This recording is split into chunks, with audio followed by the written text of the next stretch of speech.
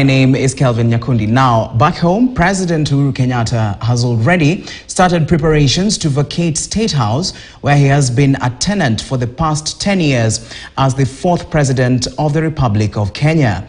Now, as part from hosting State House employees for a farewell party at State House, Nairobi, movers have already started moving out his personal belongings, ready for an official handover to the next president after the August 9th polls. Our senior political affairs reporter Chris Thairu reports.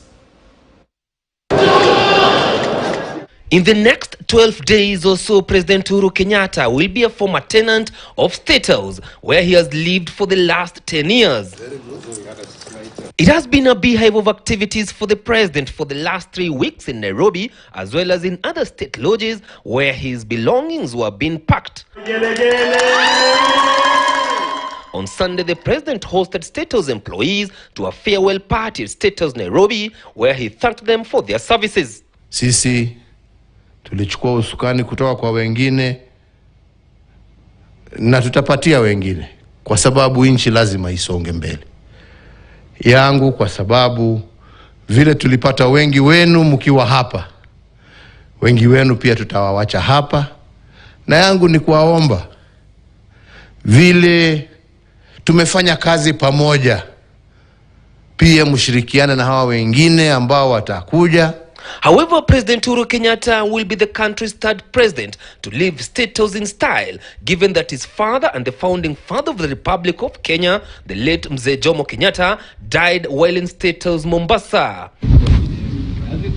The historical handover was in 2002 when the second president handed over the instruments of power to Kibaki, who was elected and sworn in while on a wheelchair. Very good. Africa wataona example safi. Well, I wish you success in your office. It was also the most emotional farewell, as some of the late President Moi's close allies could not hold back their tears as they bid farewell to a president who led the country for 24 years. Thank you very much.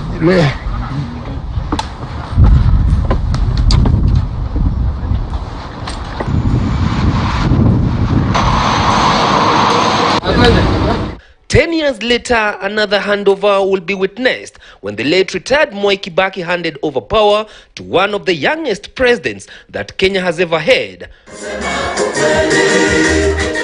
However, the only similarities in the three handovers is between President Uhuru Kenyatta and the late Daniel Moi. Both pronounced themselves on who they would like to succeed them after retiring from office, while Moi supported the current president to succeed him, only to lose to Moi Kibaki.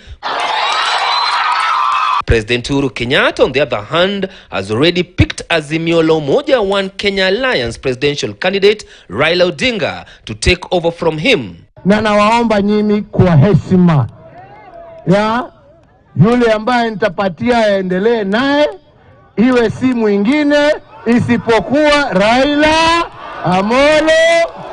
But for the late Moi Kibaki, he decided to leave office without openly picking his successor.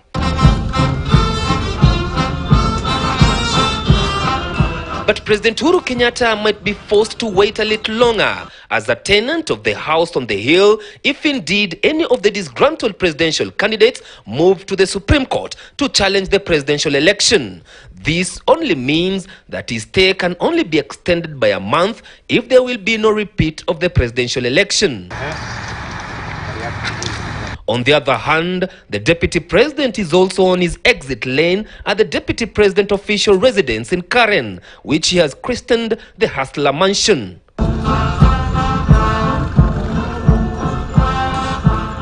Meanwhile, the last guard of honor that President Uhuru Kenyatta will inspect and mounted by the Kenya Defense Forces will be the swearing in of the fifth president, where he will officially hand over the instruments of power. Chris Thairu, KTN News, Nairobi.